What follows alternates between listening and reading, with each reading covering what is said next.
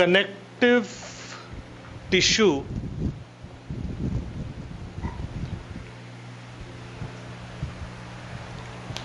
is the tissue that is basically concerned with connection of material. That's why it is called as connective tissue. And connective tissue, we have already discussed, there is something called as areolar tissue in it, found beneath the skin. Fat deposition and fat content that we have in our body, that is part of adipose tissue. Followed by tendons and ligaments. Tendons are concerned with attachment of muscles to bones, while ligaments are concerned with attachment of bone to bone in any given joint. That is what we discussed till the previous lecture. Connective tissue has multiple things in it. We have already discussed 4. We discussed areolar type, adipose type, tendons and ligaments. Next thing of our concern under connective tissue is the part called as cartilage. Now, cartilage, I often tell my students that cartilage ये bones का छोटा भाई है ये. Okay, I mean the material is just like bones, but it is a softer version. Cartilages are strong yet flexible. You're getting this? Okay, like see this part, or rather I'll show it here. This part you call as the ear lobe, but this external ear that we are talking about, this external part of the ear,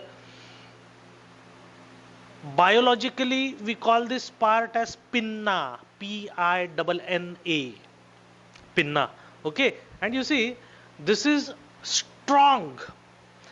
मैं हमेशा कहता हूं कि teacher का favourite organ है ये.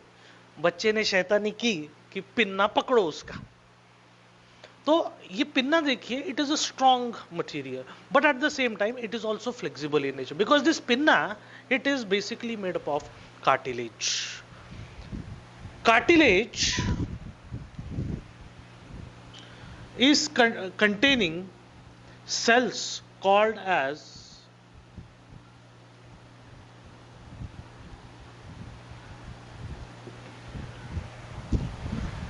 we are talking about tissue, and we say that tissue is made up of group of cells.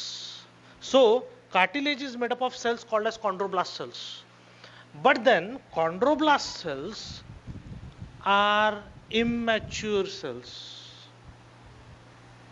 but they are highly active cells. सवाल इस प्रकार के आने वाले हैं. 4 नाम देंगे आपको और वो पूछेंगे इसमें से कौन सा सेल इमैच्योर है, इसमें से कौन सा सेल एक्टिव सेल है. सो chondroblast cells are immature cells and they are active cells. Why they are active? What do you mean by active?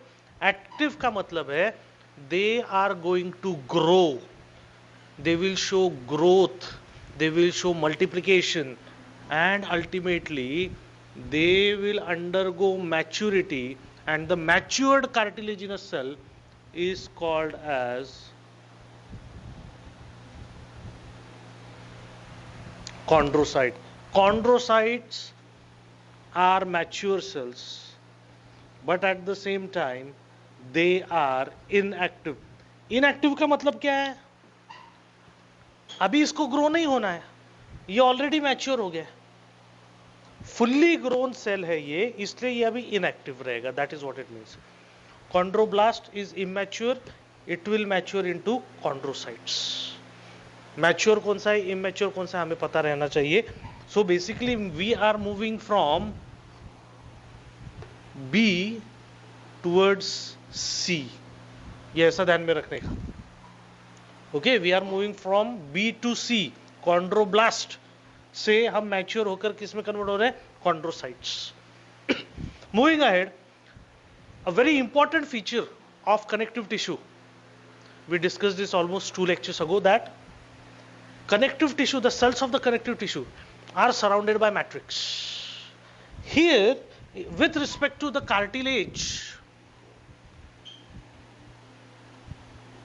matrix of cartilage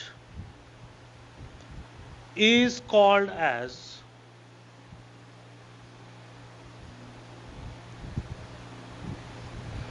chondrin. Okay, the matrix is called as chondrin. In a few books, they have given another form of chondrin. They have given the name chondroitin. T-I-N. It is ending with T-I-N. Chondroitin is the same material. Chondrin is the same material. Please don't worry about it. It is because of this matrix that the cartilage is not just becoming strong, but it is also becoming flexible. Flexibility as well as strength, both of them is because of the cells and the material of chondrin that is provided to it. The cartilage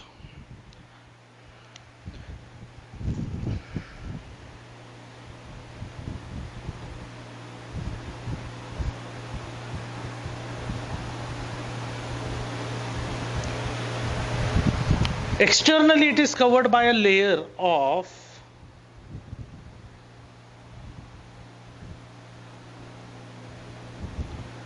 the external layer is called as perichondrium. And another very important thing that we should know is that the cartilage tissue or the cartilage cells, the cells of the cartilage are enclosed into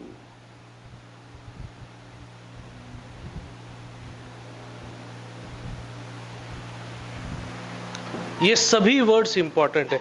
ये statement का मतलब क्या है? देखिए,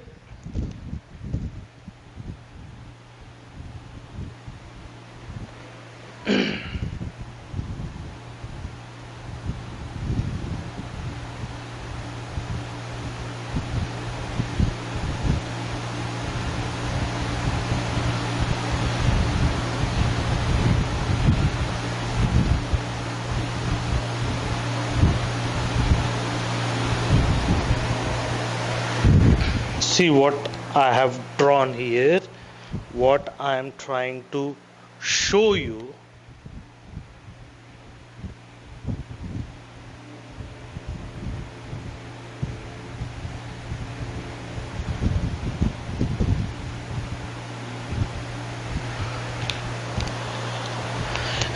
If we look into cartilage, the external covering of the cartilage is called as perichondrium. हमने लिखा है already. अंदर काफी सारा मैट्रिक्स है.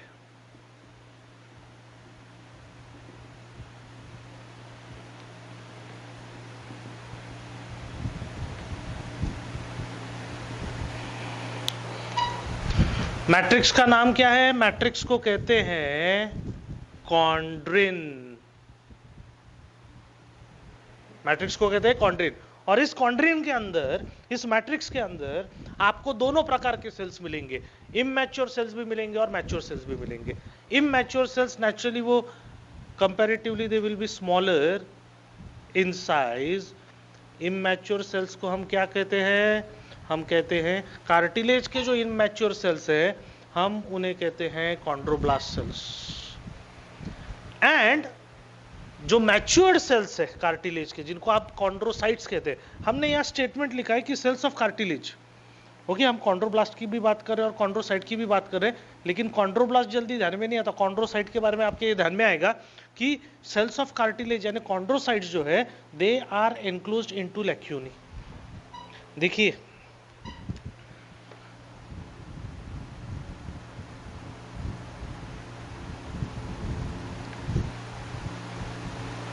ये अंदर जो मैं ड्रॉ कर रहा हूं, ये है आपके कार्टिलेज के सेल्स, ये है आपके कॉन्ड्रोसाइट्स। ओके, ये ब्लू में मैंने जो ड्रॉ किया है वो है आपके कॉन्ड्रोसाइट्स, और वो जिस डिब्बे में हमने बंद करके रखा हुआ है उनको, जिस डिब्बे में हमने उसको बंद करके रखा हुआ है उस डिब्बे को कहते हैं लैक्यूनी या लैक्यूना। तो हमें यहाँ पे क्या दिख रहा है, हमें दिख रहा है कि ये एक ऐसा डिब्बा है जिसको लैक्यूना कहते हैं, उसके अंदर है आपके कॉन्ड्रोसाइट्स। ये बाहर का डिब्बा ऐसा, और उसके अंदर है आपके this kind of arrangement is there in your cartilage. You're getting this? Okay, so this is the general information that we need to have with us with respect to cartilage. Of course, I must mention this ahead that there is something more to it. Cartilage can be further divided into 4 parts depending on the matrix, depending on the type of matrix that the cartilage is having. You are having 4 different types of cartilages, starting with number 1,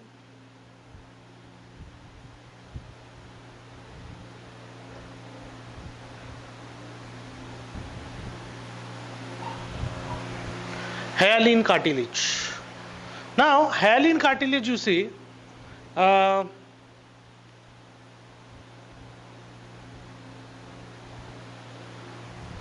this tip of your nose is containing hyaline cartilage in it. This is the cartilaginous material.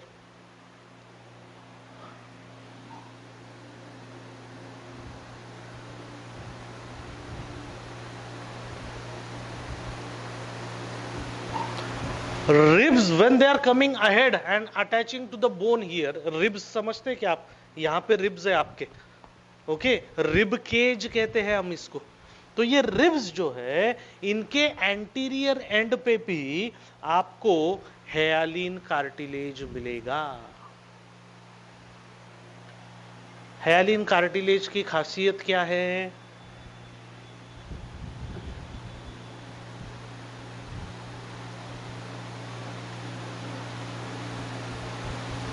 It is strong as well as flexible. देखिए ये flexibility दिखाता है, आप जब breathe करते हैं तब आपके रिब्स ऐसा ऊपर नीचे आते हैं, तो वो मूवमेंट क्यों पॉसिबल है? क्योंकि रिब्स के इस एंड पे, इस छोर पे, वहां पे क्या अटैच्ड है?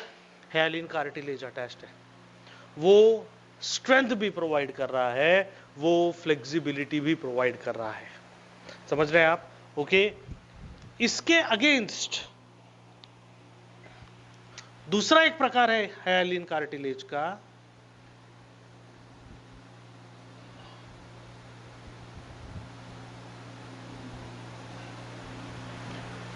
फाइब्रो कार्टिलेज, या कुछ बुक्स में फाइब्रस कार्टिलेज इस नाम से भी उन्हें जाना जाता है। ये कहां पे है?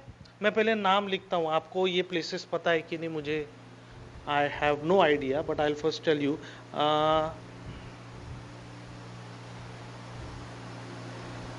Fibrocartilage is found between the intervertebral discs as well as the pubic symphysis. These are probably new names for you. आप में से अगर कोई ऐसे स्टूडेंट्स है कि जिनके parents, both of the parents और any one of the parents are doctor, आपने उन्हें ये नाम बताने चाहिए। Your mother is there, your father is there, if any one of them is a doctor, you should discuss about these things with them. Intervertebral disc. Intervertebral disc, I hope you know where is your vertebra. Okay, मराठीत आपण पाठीचा कणा that is what we call it. Okay, तो ये मेरी जो रीढ़ की हड्डी है, you know this word also. Okay, so ये जो मेरी रीढ़ की हड्डी है इसे वर्टिब्रल कॉलम कहते हैं। और ये वर्टिब्रल कॉलम कैसा रहता है? ये वर्टिब्रल कॉलम में ये ऐसे वर्टिब्री रहते हैं।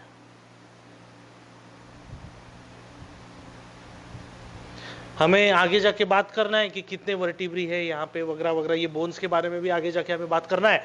लेकिन फिलहाल आप देखिए, ये जो वर्टिब्रल कॉलम है, इसके वर्टिब्री जो है, इनके बीच में एक एकदम छोटा सा गैप रहता है, वेरी माइक्रोस्कोपिक, लेकिन गैप रहता ही है।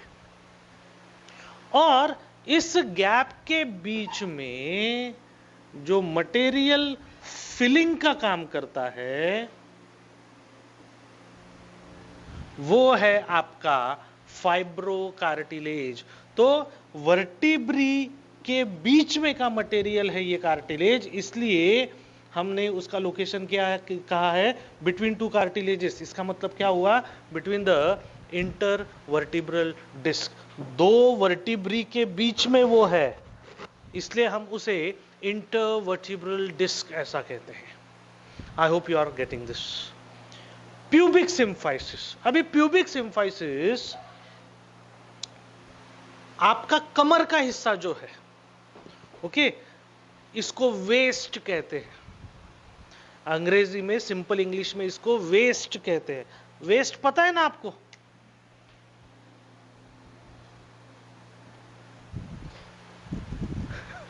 गलत स्पेलिंग है ये।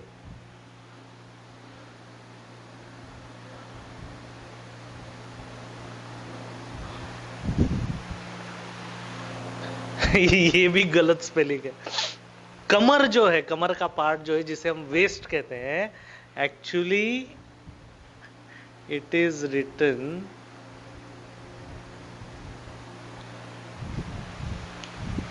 हम जब भी रेडीमेड कपड़े खरीदने जाते हैं, जीन्स खरीदने जा रहे हैं आप, तो आपको आपका वेस्ट साइज पता रहना चाहिए। That is what is expected. Okay, तो हम अपना वेस्ट साइज बताते हैं, उस हिसाब से they provide us with the right jeans, right size of jeans. तो वो कमर का हिस्सा जो है हम उसे क्या कहते हैं? वेस्ट कहते हैं। और ये वेस्ट का अंदर से जो बोन का स्ट्रक्चर है उसे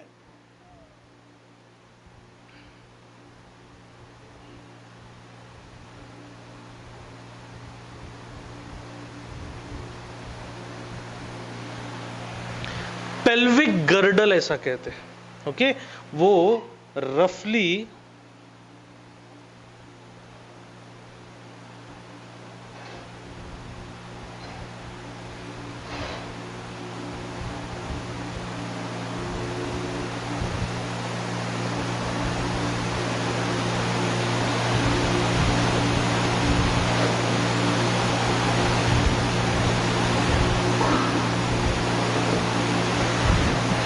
कमर का हिस्सा अंदर से बोनी पार्ट अगर हम देखेंगे, एंडोस्केलेटल पार्ट अगर हम देखेंगे, वो रफली ऐसा दिखता है। लेकिन ये क्या है? ये एक्चुअली एग्जैक्टली ऐसा दो हिस्सों में बटा हुआ है। थोड़ा सा हिस्सा इधर है, थोड़ा सा हिस्सा उधर है, और ये दो अलग अलग सेपरेट प्लेट्स है। ओके, यानी if I am allowed to draw it again, एक प्लेट ऐसी है और दूसरी प्लेट ऐसी, और ये दोनों प्लेट्स एक दूसरे को यहां से अटैच्ड है। हम ये हमारे कमर के हिस्से की बात कर रहे हैं। ये दोनों प्लेट्स एक साथ आके फिर ये ऐसा हिस्सा बनता है हमारे कमर के यहां पे, पेल्विक गर्डल कहते हैं उसको। क्या कहते हैं? Pelvic girdle. ओके, लेकिन मैंने यहां तो नाम अलग लिखा है। ये पूरा हिस्सा है पेल्विक गर्डल, और इस हिस्से में ये इतना जो पार्ट है जहां पे ये दोनों एक साथ आ गए हैं, ये दोनों बोन के पार्ट्स, पेल्विक गर्डल के दोनों बोन्स के पार्ट जहां एक साथ आ गए हैं, इन दोनों के गैप के बीच में जो मटेरियल भरा हुआ है वो कौन सा मटेरियल है? फाइब्रोकार्टिलेज। समझ रहे हैं आप? ओके, तो ये फाइब्रोकार्टिलेज जो है, अभी आप देखिए दो एग्जाम्पल्स लिखे हैं हमने यहाँ पे। एक एग्जाम्पल हमने लिखा है इंटरवर्टिब्रल डिस्क का, और दूसरा लिखा है हमने प्यूबिक सिम्फाइसिस का। ये बीच वाला हिस्सा जो है, जहाँ पे ये दोनों प्लेट्स एक साथ आ जाती है, and when they are coming together, बीच में फिलिंग का काम करता है कार्टिलेज। फिलिंग भरना क्यों जरूरी है? क्योंकि ध्यान में रखिए, अगर फिलिंग नहीं होगा तो ये दोनों बोन्स के बीच में फ्रिक्शन शुरू हो जाएगा, आपको पेन होगा, और वो बोन्स जो है वो भी डिग्रेड हो जाएंगे, उनमें भी फ्रिक्शन की वजह से उनका मटेरियल जो है वो धीरे धीरे डिस्ट्रॉय होने लगेगा। ये ना हो इसलिए ऊपर वाले ने, जहां भी दो अलग अलग बोन्स एक साथ आ रहे हैं, बहुत ही नजदीक आ रहे हैं, वहां पे ऊपर वाले ने कार्टिलेज ऐड कर दिया है। वर्टिब्री के बीच में है आपका फाइब्रो कार्टिलेज, ये पूरा है, इसको पेल्विक गर्डल कहते हैं, इसका एक पार्ट और ये उसका दूसरा पार्ट, ये दोनों पार्ट जब एक साथ आते हैं, that middle line where they come together, that line is filled with, that middle central part is filled with the cartilage, fibrocartilage, and that region, this complete region is called as pubic symphysis. इन दोनों का खासियत क्या है? देखिए, fibrocartilage is, ये important words है, NEET level पे जब सवाल आएगा तो ऐसे ही आने वाला है, या तो वो फाइब्रोकार्टिलेज का लोकेशन पूछेंगे, what type of cartilage is found between the intervertebral disc, इस प्रकार का सवाल आता है। One of the most recurring questions that I have seen has been with respect to the ribs part. Ribs को attach कौन सा कार्टिलेज रहता है, ओके, बट ये एक है, नहीं तो फिर वो खुद हमको एक डिस्क्रिप्शन देंगे, नहीं तो वो हमें कि विच cartilage among the given options, which cartilage is rigid and shows minimum movement।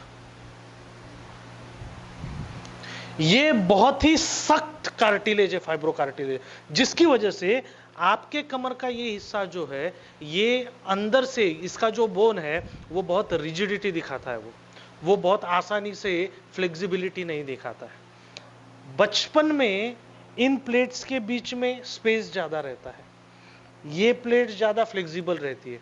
तो आप देखो बचपन में जो बच्चे डांस में इन्वॉल्व थे, डांस एक्टिविटी में, या आप में से कोई वो कराटे और जूडो और ताइक्वांडो में अगर इन्वॉल्व था, आप देखिए छोटे बच्चे वो पैरों को पूरी तरह ऐसा स्ट्रेच कर देते, but as you start growing slowly that ability, that capacity to stretch the legs completely like this, वो धीरे धीरे कम होने लगता है।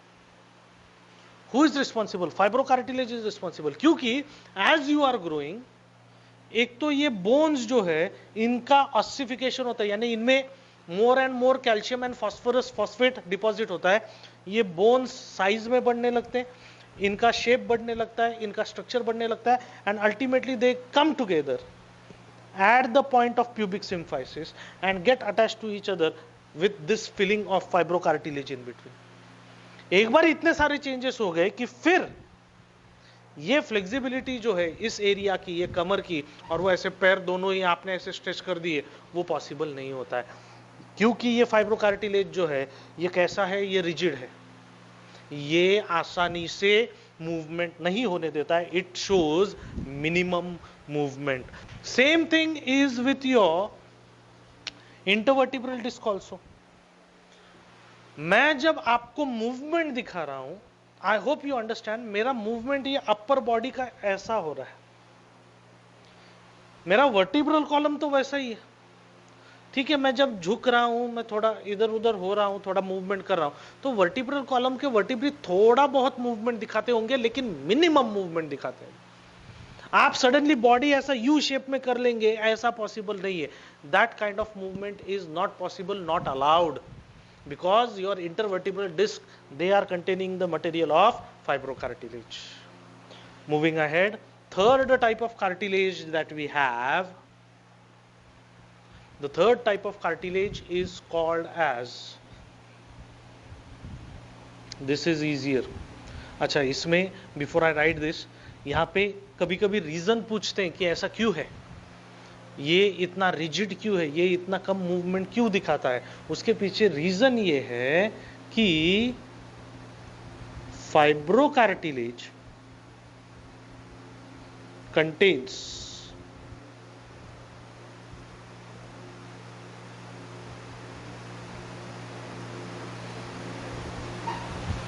Fibrocartilage contains collagen fibres. याद आ रहा है कि आपको कोलेजन फाइबर्स, देखिए हमने एरियोलर टिश्यू में बात किया था, हमने वहां पे व्हाइट फाइबर्स और येलो फाइबर्स ऐसे दो ड्रॉ भी किए थे और हमने उसके बारे में नोट्स भी लिखे हैं।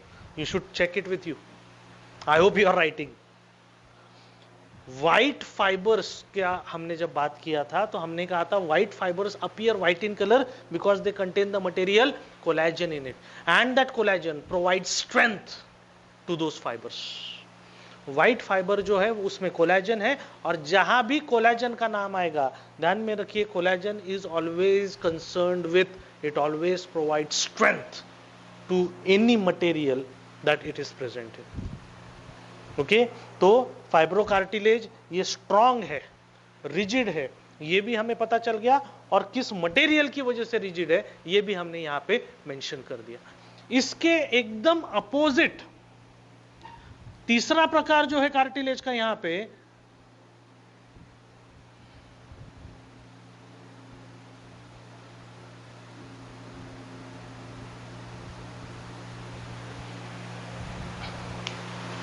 It is called as elastic cartilage. मुझे कुछ याद नहीं आ रहा इलास्टिक कार्टिलेज के बारे में, आई एम ब्लैंक नाउ। मुझे लगता है नाम सुनकर शायद आप ही एक आधा पॉइंट बता देंगे मुझको, नाम से ही समझ में आता है हमको। Among all the different types of cartilages, this it shows maximum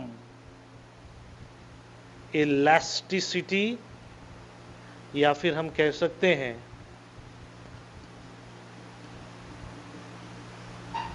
it shows maximum elasticity, और we can say it shows maximum flexibility.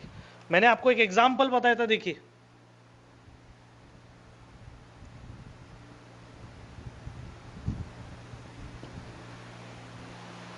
Pinna के बारे में बात किया था हमने। ओके, दिस आप फ्लेक्सिबिलिटी देखिए उसका, क्योंकि उसमें क्या है, इलास्टिक कार्टिलेज है। मैं और एक वर्ड लिखूंगा यहां पे, one more location,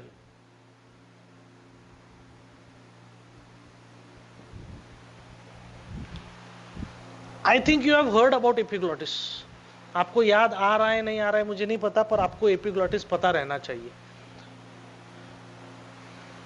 When we look into our digestive system and breathing system,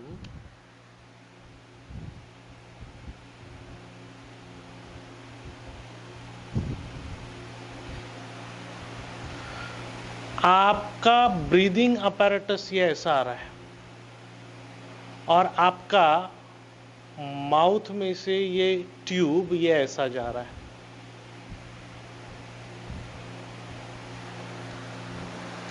okay, ये माउथ है, यहां से फूड ये ऐसा जाएगा, ये नोज है, यहां से एयर ऐसा जाएगा। लेकिन ये बीच वाला पार्ट देखिए, initially they start as two different tubes, लेकिन गले में जो एक एरिया है आप इसको फेरेंक्स कहते हैं।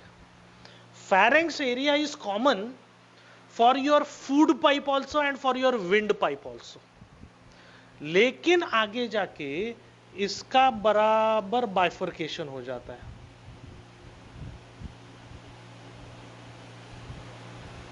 एक बन जाता है आपका विंड पाइप और वो चला जाता है लंग्स की तरफ, दूसरा बन जाता है आपका फूड पाइप और वो चला जाता है आपके स्टमक की तरफ। समझ गए? जहां जिस एरिया में ये बाइफर्केशन हुआ, जहां पे ये सिंगल ट्यूब के दो ट्यूब्स में कन्वर्जन हो गए, उस एरिया को, इस एरिया को कहते हैं ग्लॉटिस। क्या कहते हैं? Glottis, GLOTTIS, the area where the pharynx ultimately divides into a separate food pipe and a separate wind pipe. Food pipe को फिर आपको ये नाम पता है इसलिए मैं बता रहा हूं। फूड पाइप को इसके बाद एक बार वो सेपरेट हो गया कि अभी आप इस फूड पाइप को ईसोफेगस कह रहे हैं, पता है आपको। और विंड पाइप को आप अभी ट्रैकिया कह रहे हैं, ये भी सुना है आपने। लेकिन जिस एरिया में ये बाइफर्केशन हुआ उस एरिया को हम कहते हैं ग्लॉटिस। और इस एरिया में ऊपर वाले ने हमें एक फ्लैप देके रखा हुआ है। Do you understand a flap?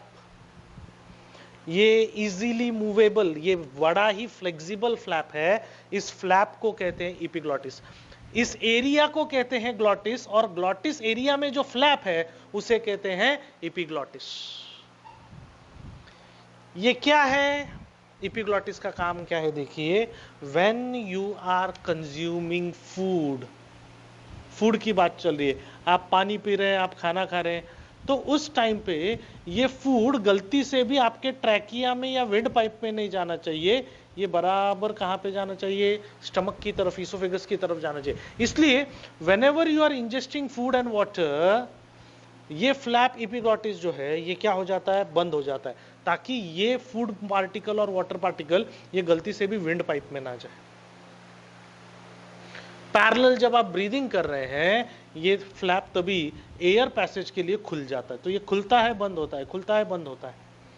लेकिन इसको थोड़ा थोड़ा थोड़ा एकदम माइक्रो सेकंड्स और मिली सेकंड्स में टाइम लगता है खुलने के लिए और बंद करने। इसलिए हमें क्या बताया जाता है कि आप जब खाना खा रहे हैं, आपने धीरे धीरे खाना खाना चाहिए, आपने धीरे धीरे पानी पीना चाहिए। कुछ रिलीजन्स में मैंने देखा है, और ये बहुत अच्छी आदतें हैं कुछ रिलीजन्स में, they don't allow any person to drink water while they are standing.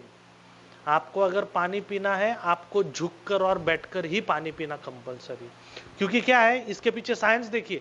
आप अगर खड़े खड़े पानी पी रहे हैं, यानी आप एकदम गड़बड़ी में, हड़बड़ी में पानी पी रहे, और उस दरमियान ऐसा हो सकता है कि the water that is entering through the mouth वो गलती से विंड पाइप में जा सकता है, क्योंकि आपने इतना हड़बड़ी में वो पानी पी लिया कि एपिग्लॉटिस को टाइम ही नहीं मिला, समय ही नहीं मिला उस विंड पाइप को क्लोज करने के लिए। तो गलती से आप एकदम रैपिडली और फास्टली पानी पी रहे हैं, थोड़े से वाटर के मॉलिक्यूल से उधर विंड पाइप में चले गए, आपको इमीडिएटली जोर से खांसी शुरू हो जाती। हम सब ने ये एक्सपीरियंस किया है। कभी कभी खाना खाते टाइम सडनली खांसी शुरू हो जाती है, या कभी कभी अगर छोटे बड़े पार्टिकल्स अगर फूड के जो फूड पाइप में जाने चाहिए लेकिन गलती से विंड पाइप में चले गए, तो बहुत बार हमें हिकअप्स भी शुरू हो जाते हैं। एपिग्लॉटिस ये चालू बंद ये फ्लैप है, ओके। और ये बहुत फ्लेक्सिबल मूवमेंट दिखाता है। ये फ्लेक्सिबल क्यों है? क्योंकि ये किस चीज का बना हुआ है? ये इलास्टिक कार्टिलेज का बना हुआ है। You are getting this? Okay. काफी सारे नए ऑर्गन्स देखे हमने आज बॉडी के। ये बाय हार्ट रहना चाहिए, बार बार मैंने बताने की जरूरत नहीं पड़नी चाहिए आपको। एक लास्ट प्रकार देखेंगे। कार्टिलेज के 4 प्रकार देख रहे हैं हम: hyaline cartilage, fibro cartilage, elastic cartilage, and ultimately the last part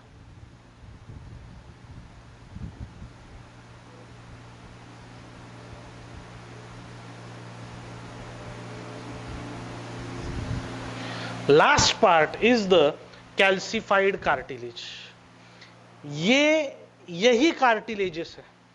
इतना ही प्रॉब्लम हो गया है कि विथ एज, जैसे जैसे हमारी उम्र बढ़ती है,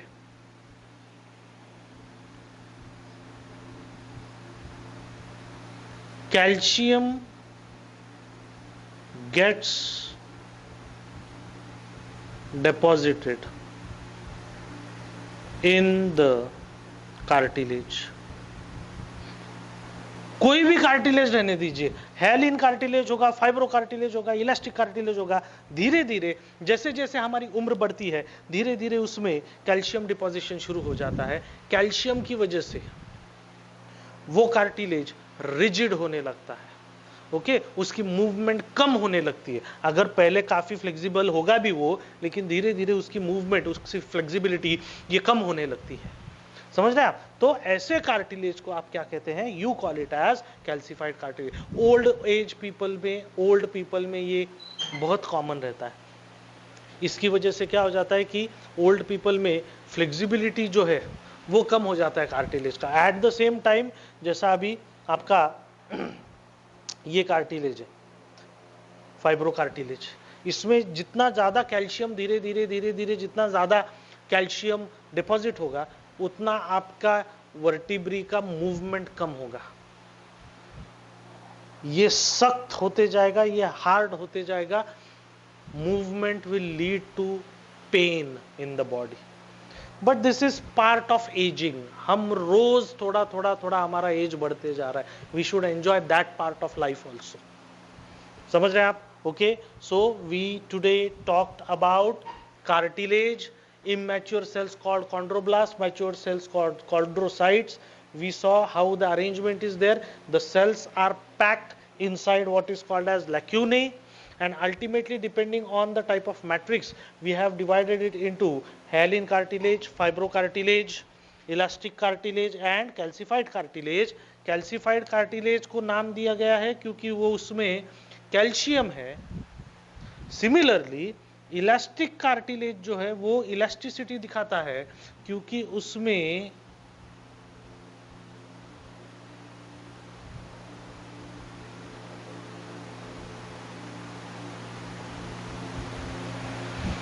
एरियोलर टिश्यू में देखिए व्हाइट फाइबर्स थे और येलो फाइबर्स थे। व्हाइट फाइबर्स यानी कोलेजन, व्हाइट फाइबर्स यानी कोलेजन, कोलेजन यानी स्ट्रेंथ, रिजिडिटी। येलो फाइबर्स यानी इलास्टिन और इलास्टिन यानी फ्लेक्सिबिलिटी। हमने ये एरियोलर में भी देखा है, हमने एरियोलर में भी इसको लिखा है, यहाँ पे भी हम वो पार्ट रिपीट कर रहे हैं। कोलेजन है इसलिए फाइब्रोकार्टिलेज टफ है, स्ट्रांग है, रिजिड है। इलास्टिन है इसलिए इलास्टिक कार्टिलेज कैसा है, फ्लेक्सिबल है। पिन्ना का एग्जांपल लिया है हमने उसमें। Okay, good amount of information है, इसको प्लीज बाय हार्ट कीजिए। नीट में डायग्राम बेस्ड सवाल भी आते हैं, तो आपके पास अगर एनसीईआरटी का टेक्स्ट बुक होगा तो आपने ये डायग्राम ढूंढना चाहिए, देखना चाहिए, उसमें क्या नाम दिए गए हैं, लेबलिंग क्या है, उसको भी ठीक से देखना चाहिए। देखिए नीट में 4 मार्क के लिए कोई सवाल नहीं पूछने वाला, draw a well labelled diagram of cartilage tissue, ये सवाल नहीं आएगा। कार्टिलेज टिश्यू वहां प्रिंटेड रहेगा आपके क्वेश्चन पेपर में, और ये एरोज दिए रहेंगे और एरोज के आगे ब्लैंक रहेगा, आपको उनके नाम बताने पड़ेंगे। इस हिसाब से आपको डायग्राम्स ठीक से पता रहने चाहिए।